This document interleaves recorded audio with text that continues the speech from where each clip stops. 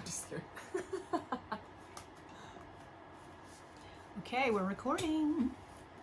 This is fun. Yes. Okay, so I'm here with Julie Olson from Provo, Utah. Took me a moment. It's all right. So we are gonna talk a little bit about it. Okay, I want to take my glasses off. Hold on. Do we want glasses on? I can put glasses on. No. No? I mean, if you need to see, No, I'm fine. like, because I would not be able to read that. Okay, we're gonna start over again. So take two. Take two. Okay, I'm here with Julie Olson today. We're gonna talk ADHD. ADHD. Anyway, I wanted Julie to introduce herself and just kind of tell us a little bit about who you are, what you stand for, and what is your purpose in this world. Ooh, those are all very deep questions. I love them. My name is Julie Olson. I am from New Mexico, Four Corners area. So if you've ever been, beautiful place. My purpose and what was the first question? This is funny. I don't know. Okay, maybe we just start over. No, we don't need to start over. It's like remembering the question after the question, right? Like our brain is like forever delaying. The processing delay. Isn't that the thing? Isn't that what There it's is a called? little bit of that. Processing So, delay. okay, so I asked to introduce yourself, which you Oh, did. yes, introduce myself. Tell us what you do and what you feel your life purpose is. Yes, okay. Yeah, take two. You want to start again? We can just make a ton of bloopers out of this. No, I love this. The bloopers are gonna be amazing. All right, take three.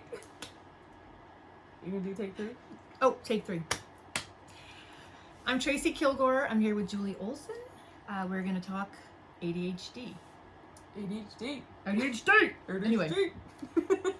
So, Julie, if you would tell our audience a little bit about yourself, where you're from, what you do for a living, and what your life direction is. Yes, those are all really good questions. Let's see. Let's start with where I'm originally from. Born and raised in the Four Corners area of New Mexico. If you guys know the area, Farmington. Not a lot of people do. I gotta like backtrack it all the time. Like, do you know Albuquerque? Okay, cool. Do you know where the Four Corners at? Okay, cool. Do you know where Farmington's at? Okay, cool. Anywho, from Farmington, New Mexico, parents got a job out in Phoenix. Ended up making my way out there during my high school years, and then during college, ended up making myself out to Utah. Been here since. So met my husband, ended up getting married, and let's see, we've grown roots here. We have two fur babies, Ollie and McCree. I call them my fox and my hound. But as far as like what I do, I have found a passion of honestly helping people change the trajectory of their family line. There's so much deep meaning behind that.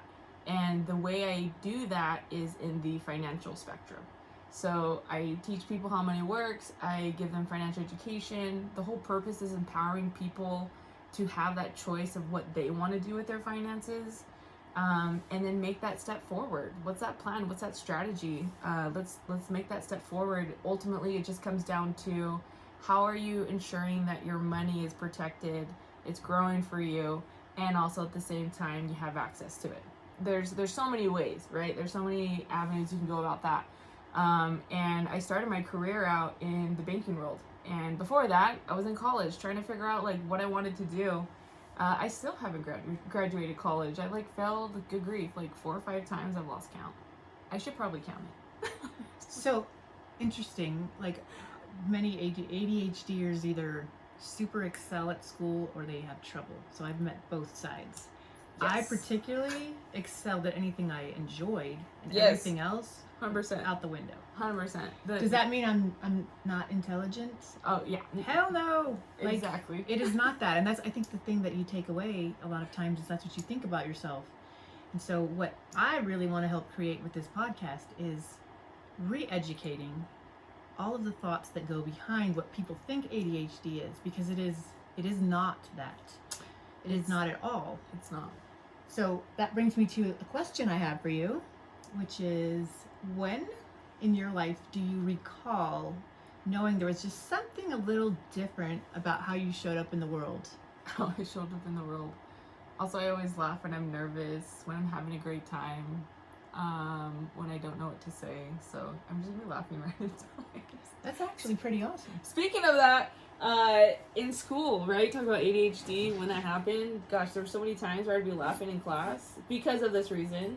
And it wasn't until I was in like corporate America when my one of my managers told me, Julie, I notice you laugh under pressure, or you laugh when things aren't going right. And I'm like, that's when I first noticed that. And I was like, oh my gosh, I guess I do. And then I look back and I'm like, gosh, I laugh at everything. But back to your question, which again, we're gonna go back to it. What was it? So when did you first notice that you showed up different? So laughing is something I did too. So we'll touch on that a little bit later. But yes, okay. So when did I first notice? What's interesting is now that I'm older, I can look back as to when I can see like the first signs. But honestly, for me to remember my first memory, it was probably around either third or maybe second grade. And I say this because it was things I was noticing that I was different. I wouldn't say necessarily I felt that I was in the wrong, though when I got older, there were some actions that ended up causing to be in the wrong. And I feel through those experiences, I learned through social ways on how to act. Does that make sense? Oh, yeah. It's like finding ways on how to respond to how people's emotions or how they respond to you in general, right? I know I'm being very vague here, but I'm trying to also make sense of like what was going on in my mind during those moments. But here I am, I'm young. I do remember a time where I remember I would raise my hand and the teacher would be like, I just ask a random question, like completely out of the blue. And the question was, what does homogenize mean? I was drinking a chocolate milkshake and I was like, what does homogenize mean? I was in a history class and the teacher was like, sorry. I can relate though. Julie's like, the teacher was like, Julie, do you want me to call your parents? And I was like, my hand was still up when she said that. And I was like, I'm so confused, but I really want to know this question. Like, it sounds one, like a smart question, and two, like little Julie is just like, what does this even mean? Like, and immediately I was like, I felt like I had to like shut up. Mm-hmm. And I was like, oh geez, she can call my parents? Like, how am I supposed to explain this? Like, if that ended up occurring, you know what I mean? So. Oh, I do, because there was no space for the wait. Like, you have a question, it comes up, you don't even filter it, you just ask. And why the hell are you in trouble for asking a question at school? Exactly. I grew up the same way. And second grade was about the time it went shit for me as well. Yeah, like when I look back, like, oh yeah, there's definitely times when I was younger when I can be like, oh geez, yeah, like little Julie, if only you knew. I see it in my little nieces and nephews, and when I'm speaking with my siblings, they're like, don't title my kids. And I'm like, I'm not titling them, I just see behaviors that I had when I was them. And this is honestly what I would have wanted in those moments. In some ways, they may possibly think that I'm trying to have a parent, give them parenting skills. It's not my intention. I'm just trying to say. No, and a lot of times I think ADHDers will often, as soon as they see something that they can relate to, they will throw out their experience. Yeah. The intention is to help, Yeah, intention's true. Neurotypicals receive it as, you think you know everything. You think you're trying to one up me. You're one up me. Your situation is harder than mine. It actually isn't. So if you're listening and you have had this experience with someone with ADHD, realize it's actually them trying to connect with you and make you feel better about the situation. And that's the thing. Like, I think this conversation is going to turn into people understanding, like, that we really have an intention that is different than what you're thinking most of the time. Oh, yeah. I don't know. I feel like my number one insecurity is being misunderstood. And that's with work, education, social settings, relationships. There's so, I feel like there's so many lanes my car is trying to get into, but most people, they just focus in one lane. You're right. So I don't remember the name of the author of one of the books I read, but he talked about an ADHD brain is like a Lamborghini without brakes, or with shitty brakes, one of the two. It's trying to break. It's true, but mine is like 5 Lamborghinis sometimes. Like, they're all fucking trying to get somewhere all at the same time. And if you learn how to harness it, and you can create so many great things. Like, I have to carry around a notebook, which I always have one with me, and I write down ideas all the time because I come up with the greatest ideas. I carry a book with me, but I always forget. I feel like it needs to be small, like a small little book. But then the problem is, then where do I put it? Because I don't like carrying a purse. Very rarely do I carry a bag. Your notes in your phone and you just rattle it off? I do put things in my voicemail, but very rare do I ever go back. So sometimes I do. And it's great whenever I do have that memory, I can go back and recall it. I get you on that too. But that's if it's titled correctly and I do title it. I gotta figure out. And if I don't title it correctly, then I gotta figure out, when did I say this? When was that time? Anyway, yes. Yeah, I get all of it. So what would you say was the pivotal moment when you realized sometimes ADHD gets in the way of what you're wanting to achieve, and what sticks out for you as far as what you did to pivot? Oh my gosh. And what are you currently doing to pivot? Because I think I am always learning more and more so that my pivot becomes more effective, and the negative part that kind of is in there that's making me want to pivot doesn't last so long. Does that make sense? Oh yeah. Okay, well, when did I first figure it out, and what was that experience? Good grief. So same manager that told me, Julie, I think you laugh at everything. Like, the same manager was like, Julie, I think you have ADHD. I mean, granted, I mean, in most corporations, people are gonna be like, oh my gosh, my manager told me I got ADHD. I had a good relationship with my manager. And they were like, I think you have ADHD. And I'm like, no one has ever mentioned that to me. For real? Honestly. I didn't know the understanding of what ADHD was. In my perspective, growing up, my parents were like, my little brother was told by his teachers that he thinks that he has. Even the principals, by multiple teachers and principals saying like, I think your son has ADHD. And I remember seeing like how my mom reacted to like those responses growing up.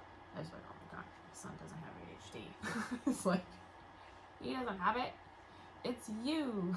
You know what I mean? Oh yes.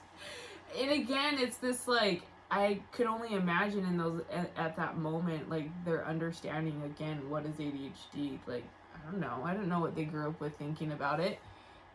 So whenever I figured out that I could and at least understood what ADHD was based off of someone telling me that, I mean, like, that just opened up the doors for me in that moment of like what ADHD is in my life and how I'm able to heal from it. So yeah, she ends up telling me, so anywho, my manager ends up telling me, here, she gives me one of her ADHD pills. Like, was it Adderall or something? It was Adderall. Okay. Yeah, she gave away Adderall. I think it was like 25 milligrams, something like that. I didn't know what that was or what that would do for me, and low-key I was like, oh geez, I've never had this happen to me before, so just give me drugs. So I was like, okay, held on to it, had it like literally in my house for a few days, and I decided I'm gonna do it. So I take it, I like take some water, I'm like, all right, it's already in. I forget that I have it. So this is in the morning. I go to work, and I'm doing my stuff, and all of a sudden, I'm done with my stuff. And I'm like, oh my gosh, I must have forgotten to eat lunch. Like, I'm done with my stuff. I must be in the late afternoon. Again, perception of time is non-existent. Oh, yes. Time blind, for sure. So I look, it's 11. I'm like, I'm not even at lunch yet. Are you kidding me? So that, I was like, I was surprised in my whole life and world in that moment. I didn't feel a difference. I didn't feel like, oh my gosh, like a light switch turned on. It was just more of like, I just did stuff. It wasn't like a feeling came over me that I was like, this is what ADHD is, or this is what Adderall is. In that moment, I didn't. And all I could remember was the only difference is, one, I've never gotten all my stuff done by 11. And two, I was like, the only difference that happened throughout my days, I literally took this medication. And that's when I was like, okay, this is interesting. And that was it. And then I would say about 8 months down the road, I ended up transitioning my career into financial advisement and was wanting to go down that career path. And in that process, I was taking my licensing, my series licensing, and I failed profusely. And I was about to fail my last attempt because they only gave you so many tries. And I was going to go again. I knew this stuff. Like, even when I was doing the studying on the phone with a group, on conference calls, like, I was teaching people, like, I knew it. I loved it. I loved learning the information. But every time I got into taking tests, anytime, like, I was doing any sort of form of test, I don't know. It's like, either, I don't know if it's like I forgot the stuff. I don't know if it's like I'm reading it wrong and I'm like reading it too literally. I don't know if it's like, is this, because they do it based off of scenarios, right? So it's like, are they tricking you? Like, those type of a thing. So it's like, why can't I just not teach you? Like, why can't I get this scenario and then I teach someone? That is how I've noticed my form of learning is. Like, I can read, I can do these things. It's just, unfortunately, the format and how things are structured, right? So when I failed, it hit me so hard. Like, it deteriorated me. It brought back insecurities of me failing in college. Even me thinking about it right now, like, my eyes are starting to get watery. Like, it hits a huge insecurity of mine that, like, I'm not worth. It's like, I because I can't achieve this title, this license, though I know the information, and my worth is now tied to that. Like, I failed, so my worth equals fail. Does that make sense? It absolutely does. And I have something to share with you on that. So that has happened to me, I don't know how many times. And what I have come to the place of understanding is no longer will I allow someone else's process or system to define me. Because guess what? That may work for some people, and that includes our school systems. 100%. So I have so much to say on this part, and we'll probably have to edit a little bit because I'm just going to go off. But I love it. but when you are told this is how you look smart, this is how you are smart, are by these grades, A, B, C, D, E, or 1, 2, 3, 4, whatever. Whether you know the content or not, they are going to test you this one way that works for some people. Then for people like me who have test anxiety, I I know what to do now to get myself out of that, but as a kid, Yeah. no clue. And I'd sit down at the test, see the question, and I'd read it 5 fucking times, and I'd be like, I don't even know what it's asking. So I'd read it again. I don't know what it's, but it's like I couldn't engage with the questions. Yes. It sounds so stupid, It's like but if you have ADHD, surface level, you but get you it. can't get to that deep meaning. Like, Yeah, you're but seeing it. And sometimes if you make pictures so that I could be like, okay, this apple plus this apple equals 2 apples. You separate Totally it. separate. Yes. Yeah, I can like figure it out. Exactly. But for some reason, if you're like, Joni has 5 apples and Susie has 2, and they're both going to the market and they're going to get gum, but how many apples did they have when they left? And then she might have dropped one along the way, so how many apples does she have now? Like, What's the measurements of her steps? What? I'm just kidding. Well, exactly. Like, I hate fucking math questions like that. Like, why are you trying to trick me? That is stupid. Anyway, that probably will maybe get edited out. Oh yeah, you put it all in. I love it. You put it all in. Yeah, and I'm telling you, when I found out that I failed, when I studied so hard, I put my time in, I'm learning it all, I'm trusting the process, and again, see the testing results failed. I called my at that time manager, and I was like, I'm at the hospital right now. I'm so frustrated with myself. I think I have ADHD. I literally said that. And I remember she said something in the sense of, like, Julie, it's okay. Like, it's okay. Like, we can take this again, blah, blah, blah, blah. But she didn't understand, like, that pivotal moment in me that was like, I'm fed up with this. Like, this has been my whole life. Like, I can't pass college. I can't pass this. Like, I'm limited. Like, I can't go anywhere. Like, my mind is so drawn to building greatness, to be part of greatness. But here I am, I'm stuck in this position. I can't go any further because of this brain. Did you realize something after that? So I got in, went through the process. Literally, I was in the office, and I went and saw the doctor. That day, they prescribed me ADHD. They said normally we go and we have you meet with a psych, we have you go through that whole process, and I'm just like, they're just like, no, you have it. They're like, but for documentation, let's have you, we want to see what your childhood was like. And it was like this form. It was like stacks of papers. So I filled out my section, and then there was a section for my parents. I ended up seeing my parents a few weeks after that. Gave it to them over at Texas Roadhouse, and they're like, Julie, no, we don't need to fill that out. I'm an adult. I'm already an adult. I'm in my late 20s, and my parents are telling me at this moment, no, you don't have it. We don't need to fill that out. And I was like, my heart dropped in the sense of like, really? Like, are you kidding me? Like, you're not even gonna just even see what the questions are and try and figure out this is. Like, I'm trying to figure out my mind. Like, I'm taking control of my life right now, and so I need to figure out my mind. So how did you guys, literally, it was just questions of how they perceived me as a kid. Was I like this? Was I like that? Blah, blah, blah. Like, like this.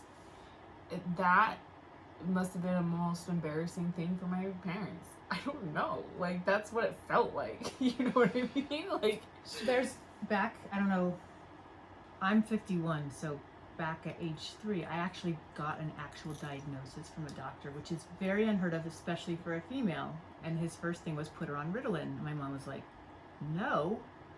He's like, well, fine, have her drink coffee. So I've been drinking coffee since age 3. That's so cute. Yeah, but then from then on, there was no explanation to teachers, to anyone, to explain how I was and how I showed up. It was like my parents kind of like, you know, brushed it away because there was such a negative stigmatism around it. Yeah. So what our parents were trying to do was save themselves the embarrassment, probably, and the attachment of that label for us. Yeah, the label. So it was for themselves, but also for us. And also they just fucking didn't get it. And the odd thing is now my mom realizes she has ADHD. Oh, completely. But didn't know it. Oh, I have until I diagnosed her like 10 years ago. I'm like the best converging of both of my parents' ADHD. Like, my mom has a form and my dad has a form, and I have both. Well, and so what I would really like to see happen before I die, and I'm not kidding, is to change this stupid thought process that has been created around people with ADHD. Instead of looking at all of the negatives, there are definitely things that cause issue, but it's because of the way we have trained everyone to think this is how you operate in the world, this is how you're supposed to show up, this is how you do everything. Yeah. This way. Yeah. Well, you know what?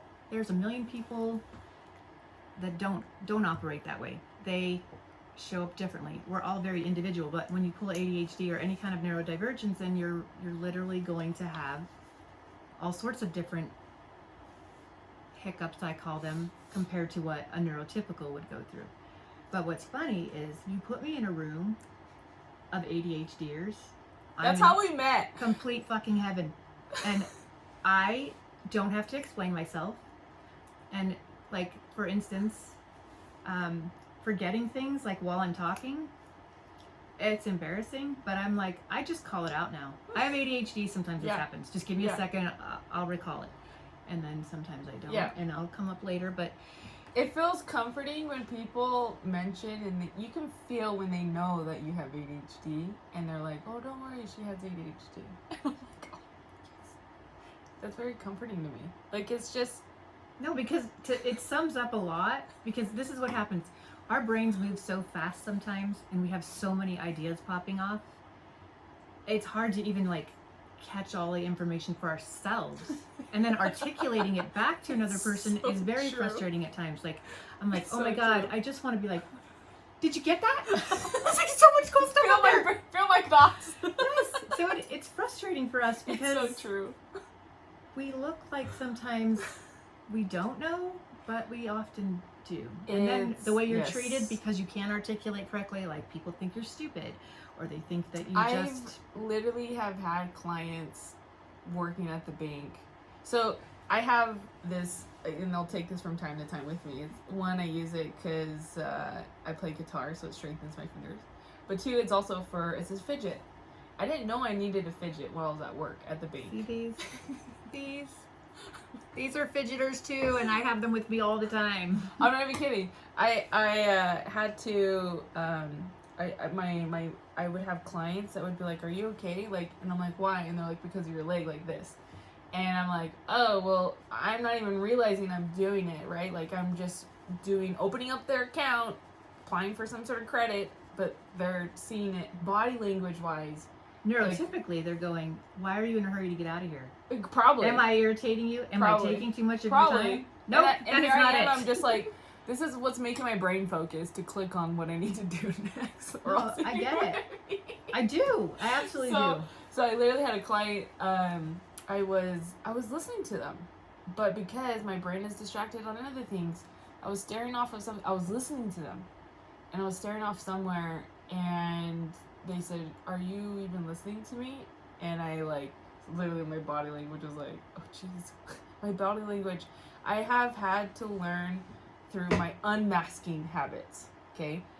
There's part of masking habits where I've had to forcefully, have to be monitoring myself and being like, my body language has to face them, because, to them, that means that I'm listening to them. Right. But, in my brain and my body, if I with another ADHD person, I'm like, oh yeah, we're talking, literally, when we were here, you're talking to me, I'm going everywhere, I'm going over here, you're still talking to me, and I'm still listening, we're still responding, but to someone else, it's like, you're not paying attention to me. You're not listening to me. And I'm like, no, but I am. I'm sorry, my body language is not showing it, and it's like, dang it. Again, our body language shows to other people, a form of communication, and that in itself, we talk about trying to speak our words, understanding our body language and then trying to understand someone else's body language, that's also tiring. But then they're misinterpreting actually what's happening. So I went to a convention. It was just this book called Who Moved My Cheese, a long time ago. And when I got there was Wiki sticks, pipe cleaners, and Play-Doh on every table. And I was like, That's weird. That's and fine. She's like, these are here for you to utilize if you want to fidget or whatever. Oh, great. I was like, So I was doing it. It was an all-day seminar. And I'm doing it. I'm making stuff with Wiki Sticks. I'm retaining so much more information. It was the first time, I think I was like 32, when I was like, fidgeting helps. It's kind of like a grounding. So it kind of like brings you to center. And my husband still gets irritated. You're not listening. Stop doing that. Stand still. I'm like, do you know how hard that is for someone with ADHD who's got everything's firing at like all at the same time, and you want me to stand there and listen? And I'm like, oh my God, it's like agony. You know, it's horrible. You know exactly what I'm talking about. I'm in a straitjacket. Kind of, and you're just like, if I could just move a little, I could hear better. I just want to do little things here and there, like I am listening. Just let me just fix that little area, maybe wipe it down, or let me just pick up that little shoe pile. I am listening. In fact, this actually motivates me to do moving even more. Your body. Keep talking helps. to me. Yes. Exactly. Yeah, this is the thing I want more people to understand. Like, stop thinking you know what's happening for that person over there. You don't really know. And even if they don't have ADHD, you really don't know what's going on with another person. So no, unless you ask. Seek to understand. Unless you ask. Good grief. Oh, miscommunication is so annoying. Again, being misunderstood is probably not only isn't my number one insecurity, but it also is my frustration. No, I get it. So it's a hard not life. But I'm telling you, I felt like since when I found out that I was diagnosed this, I started my medication. I'm right now not on the medication, and I swear, like the past few months, I'm like, should I go back on it? But every time I'm like, Julie, you're creating the life you want based off of your mind. So because you're an entrepreneur, you have that luxury to do that. And my mind is I love it, and I'm enjoying it. In fact, to other people, they see it as my life is not balanced. But honestly, my life is probably one of the most balanced it's ever been. So I find that interesting in the way that people have come at me. Like, so I'm trying to recreate everything about myself because the job I was in, which I loved, was doing hair for a really long time. And then my body's like, nope, you can't really do this every single day anymore. So I started real estate school. And then I joined this business group, which takes a lot of my time. But I am actually growing as a person in a way that is so incredible. And then I started, once I was in there, I got my license selling real estate. Then I started thinking, I think I should be an ADHD coach. And I started that. And then I started working with a nonprofit. And everyone's like, and I was buying a gym too, which actually didn't happen for different reasons than me just not wanting it. It wasn't that at all. But people would always be like, you're doing way too many things. And I'm like, this is the way I work best. You take away like all the things, and I've only got one thing, and then I get bored and I'm not stimulated, and guess what happens? Nothing. Yep. No movement. The more I do, yes, as long as I'm in alignment with what I'm doing, correct, actually create more. And you know what it does? It makes me happy. Oh yeah. It makes me feel alive and stimulating that brain. And I really figured out like I need constant stimulation, but not the wrong stimulation. So and identifying what are those wrong stimulations for yourself. That's what I'm saying. Well, like, for everyone it's different. Drinking, deciphering within your own world is so powerful. Yes, and everybody's going to be different. Like for instance, I do currently take Adderall and an antidepressant, and it's a good mix for me. I think I can eventually get to a space. I've got one child at home. I think once he moves out, I can go through the motions that I'll have to go through to get off of them and see. But there's nothing wrong with taking meds. I want to make sure I put that out there. 100%. You got to figure out what works for you. 100%. If you can do plant medicine, I'm also a fan of that. Still trying to figure out my medication. Yeah, and sometimes, you can do it naturally. Oh, like seriously. I'm experimenting with lion's mane and saffron. They're supposed to be really good for ADHD brains. Oh, no way. Now saffron's very expensive, so that's a deterrent for some people. How do you use that? Well, I have some that's just ground up, and so I have to figure out the right doses before I even start playing with it. But it's completely natural. There's nothing bad about it. Like it's not illegal or anything like that. but diet is also extremely important. The amount of sleep you get is extremely important. Diet is huge. I think that ended up being my first segment of learning my ADHD was through my diet that I took control of. Realizing that when I'm depressed, or when I want dopamine, or when I'm bored, or I feel like those are like the major ones. Eating is just eating, So snacking, eating. I agree with you, and I never realized why I would sometimes seek out certain foods and like almost like an addict to cookie dough. Or it didn't bother me though. It really doesn't bother me still to this day. It's just realizing and identifying my body and my mind when it's yearning for something. Like I'm able to now decipher that. That's called self-awareness. No, it's a big deal. The other is working out. I need consistent workout. In fact, when I had my C-section and I couldn't work out, I was depressed. There was a part I was literally laying in bed, and Darren was like, "Is everything okay?" And I'm like, "No, I'm depressed." And he says, and we're looking at like my habits. He's like, "So is it this and this?" And he's like, "You haven't been working out in a while." And I'm like, I think it's that. Like my body, again, it's a deciphering that. Like my mind, like my body was healing, but my mind needed that workout. And so when we learn to decipher the mind, body, and spirit, like with ADHD, like you're trying to manage all that too. So like it's like those aspects hyphen even more. I feel like when you have ADHD.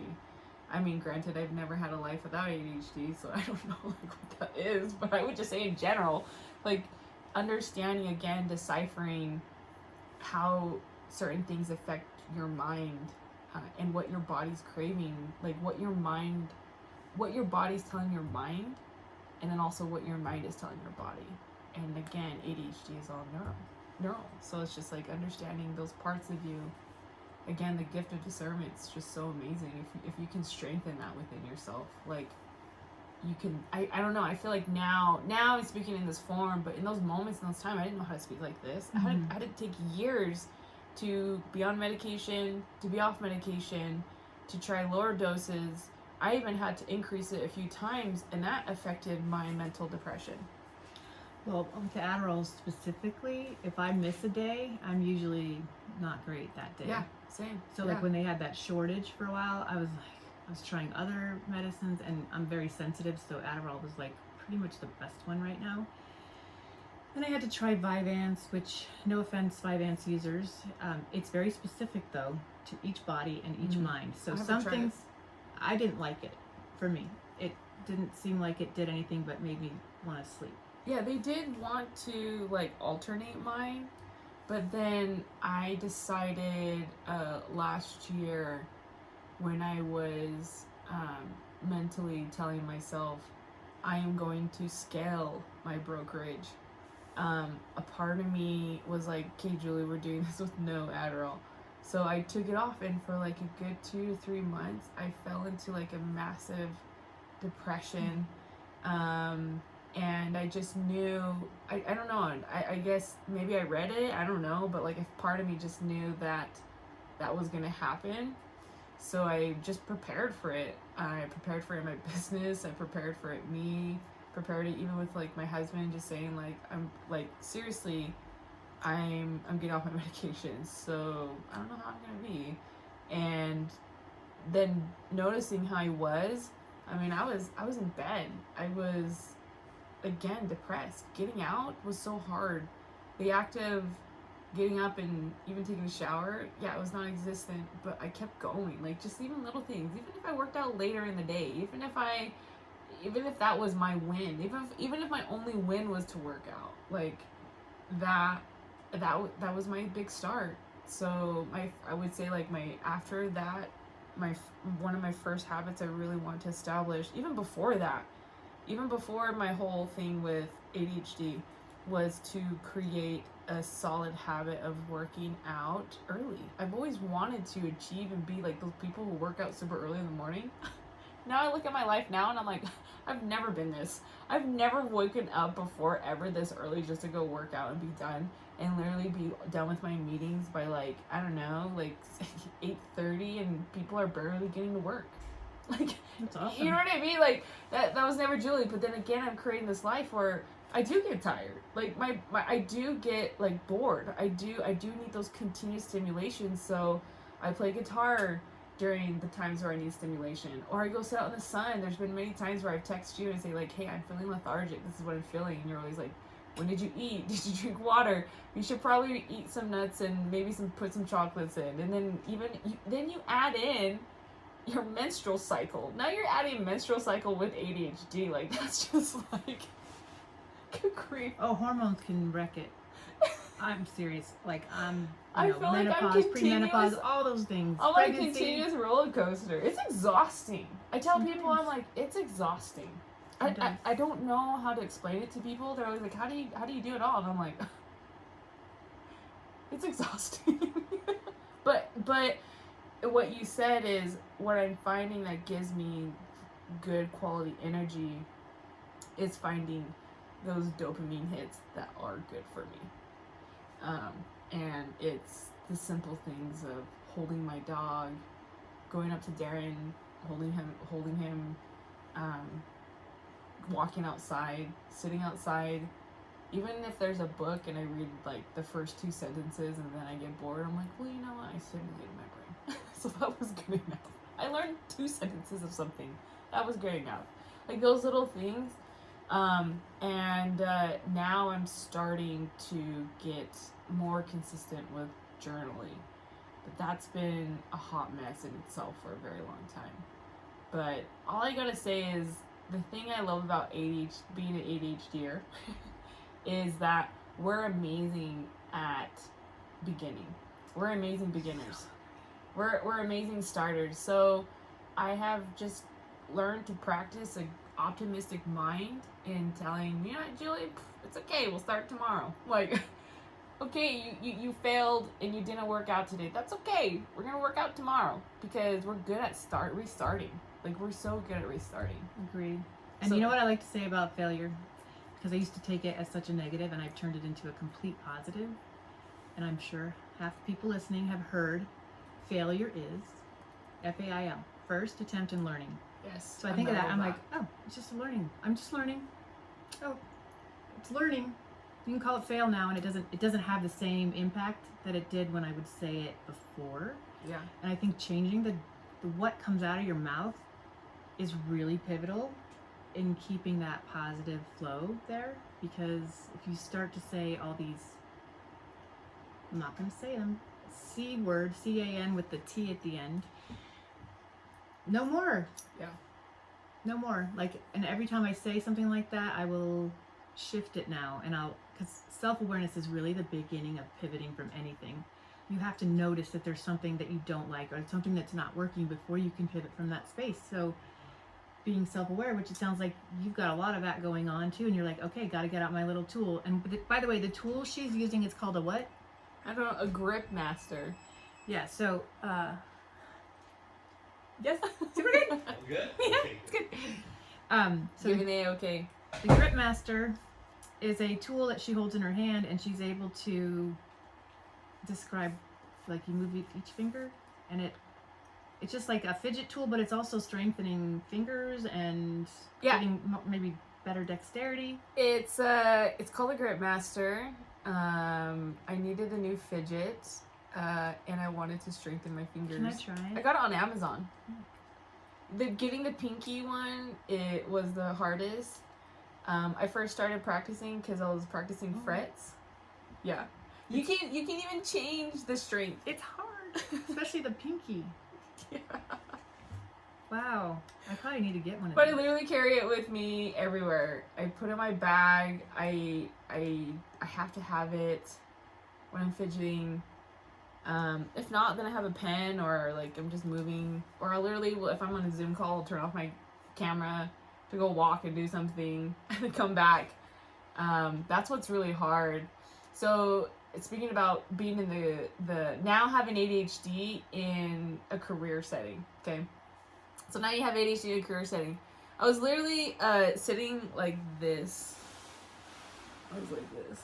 So if you're listening to the audio without video, she's slouched down. Yeah, I'm slouched, like my bum at the end of the chair, shoulders at the middle of the chair. Yeah, my back's not even touching as much, right? So like my back, I was relieving my lower back.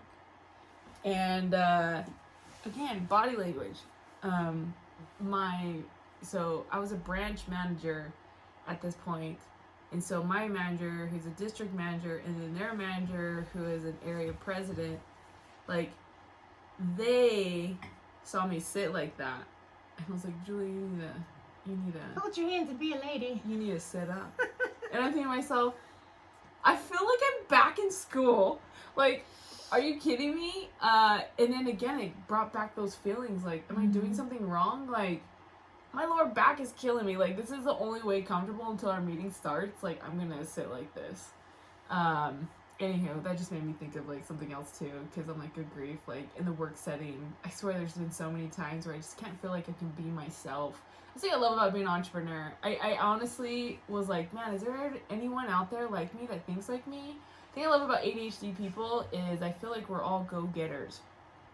I feel like once we find our lane, boom, we thrive off of it. But we're trying to find our lane. There's so many lanes we can be in. And so it's like, which one's going to interest me the most? I like them all.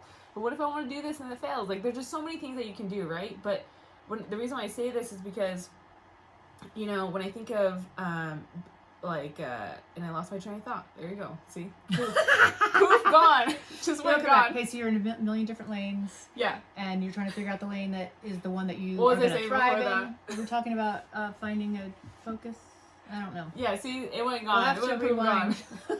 Skipped. Okay, next topic. Yeah, I don't. How to do something with being in the career field? Good grief. Oh, the great thing about being an entrepreneur. That's what you started with. This is actually how entrepreneurs with ADHD create some of the best content, though. If we just start rattling shit off. Super creative. Sometimes some of the coolest ideas come from these kinds of conversations where you just... Oh my gosh. Tracy, we still need to create that idea. That app, okay? It still needs to be, like, I'm telling you, it's gonna be, it's a good launched app, and then we can just sell it. We can just sell it. Create the idea and then just sell it. I already know some things we could do. So we'll talk about that one later. We're just excited to talk about business ideas. You can't hear about the app until it's done. So. Until it's done. But, yeah, no, professional world, good grief. I don't know even what to call it. I don't even, is it still called a 9 to 5? Is it still an hourly job? Is it salary? Worker bees? Like, what's the new lingo? Like, have you seen the Bees movie? A Bee Life? So, you know how they're all like... They have, like, their areas that they're working in. Yeah, like, you get to be this. You get to be that. Yeah. For me, I'm like... But some people enjoy that. Yeah, right. Some people enjoy that. I just can't. You're right. But I can't either. I can't. I tried a 9 to 5, which turned into a 6 to 9 kind of job. I was so depressed. I literally would go to work every day. Yeah. You're going to repeat this and do this again. And I had so many responsibilities, and I hated most all of them except for talking to people. That's where I'm in heaven, when I get to just be with people, talk with people, learn about people. That is where I am like the happiest ever. It's same. Yeah, so 9 to 5 did not work for me, and I tried. I gave it a good year, and I realized nope. And I'd had 2 businesses before that, and figured out a lot in that whole process. But trying to figure out which lane you're supposed to be in. So this is what I try and tell parents that I work with. Start noticing what your child hyper focuses on. Help them get really good at those kinds of... Do you hear that? Oh, smoke alarms. Is that a smoke alarm? There's a fire. Really? We're gonna ignore it. We're gonna keep going. So, what was I saying? Oh my god. Do you think that means we need to leave the building? Does it? Mm. Do we need to leave the building? You guys on fire? I know! We were like, is something wrong with the headphones? Yeah, the fire alarm's going off. Are we okay to stay? I'd come out just to be safe. Okay. You might not, or leave the door open and see if you smell smoke. I don't know what happened. All right, we might have to leave for a fire drill. Fire drill. To be continued. Okay.